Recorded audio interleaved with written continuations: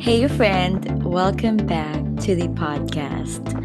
This is your show host, Jeanith Padilla, a wife, mom, nurse, and follower of Jesus. And I'm so glad you are here. This is week one of our 12-week journey where we are walking together from brokenness into the fullness that God promises us. Over the next few months, we are going to peel back the lies, dig deep into truth, and step into the life of freedom that Jesus has already made available to us.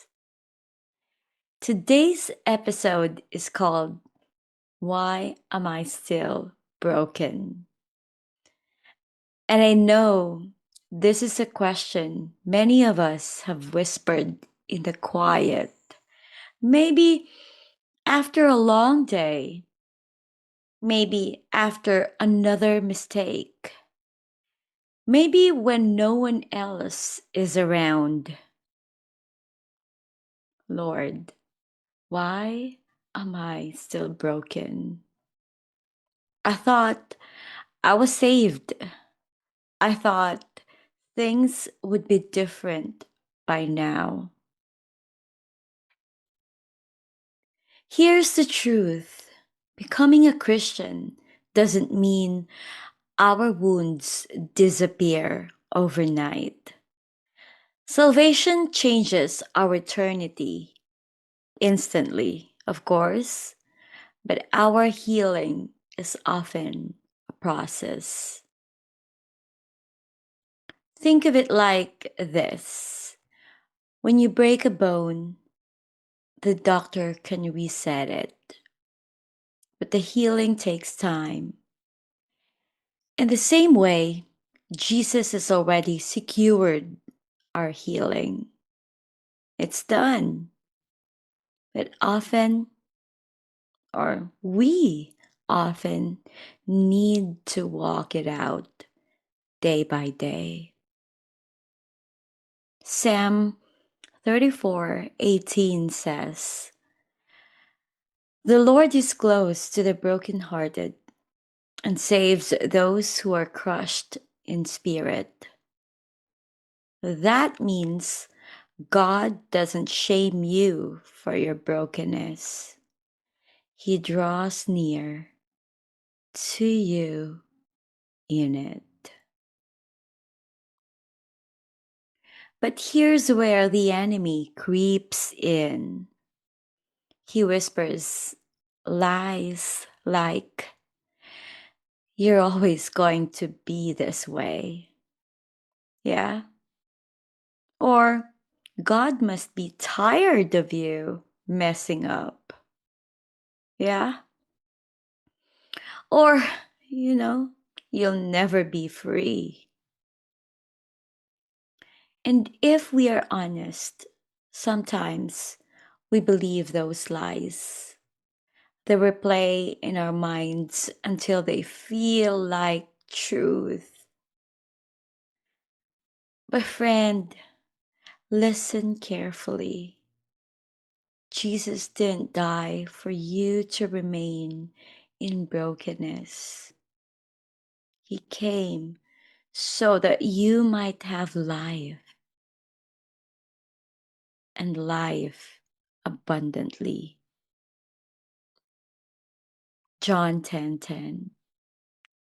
The enemy wants you stuck in shame, but Jesus wants you free in him.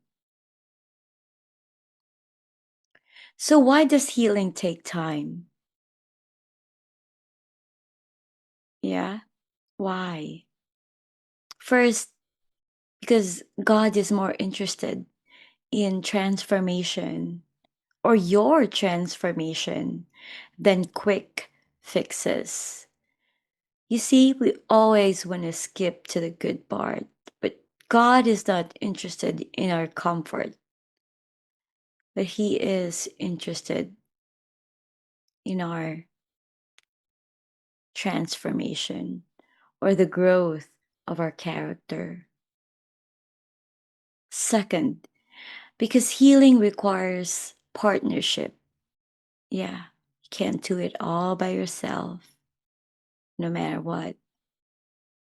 And that is us choosing daily to trust Him, to renew our minds, and walk in obedience.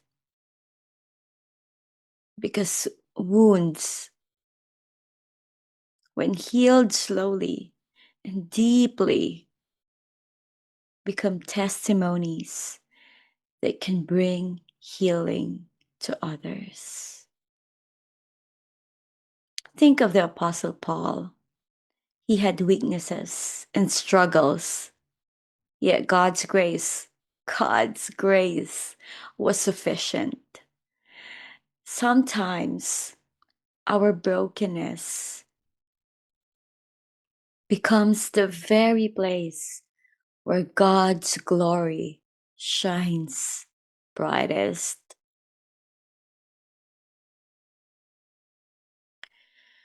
So, what do you do when you feel like I'm still broken? First, acknowledge it. Stop pretending everything is fine. Just stop and be honest. God can only heal what we bring to Him. Second, invite Jesus in. Pray honestly. Tell Him where it hurts. Third, replace lies with truth. Write down the lie you've been believing and find scripture that speaks the opposite. And step four, take one step at a time. My friend, healing is a journey, not a race. Your brokenness does not disqualify you. In fact, it may be the very place God wants to display His power. So, if you've been asking, why am I still broken? Remember this. You are a work in progress, and God is not done with you yet. Philippians 1:6 reminds us, He who began a good work in you will carry it on to completion until the day of Jesus Christ. Hold on to that promise. You are not stuck. You are being shaped. And this journey from brokenness to fullness has already begun. If this episode encouraged you, share it with a friend who needs hope today. And don't forget, download the free Values Clarity Checklist linked in the show notes.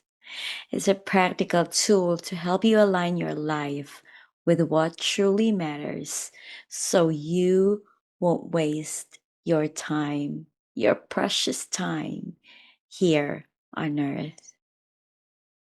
Next week, we will dive into the God who sees your pain, and you won't want to miss it. Until then, keep walking with Jesus because fullness is found in Him. I love you and God bless. Bye for now.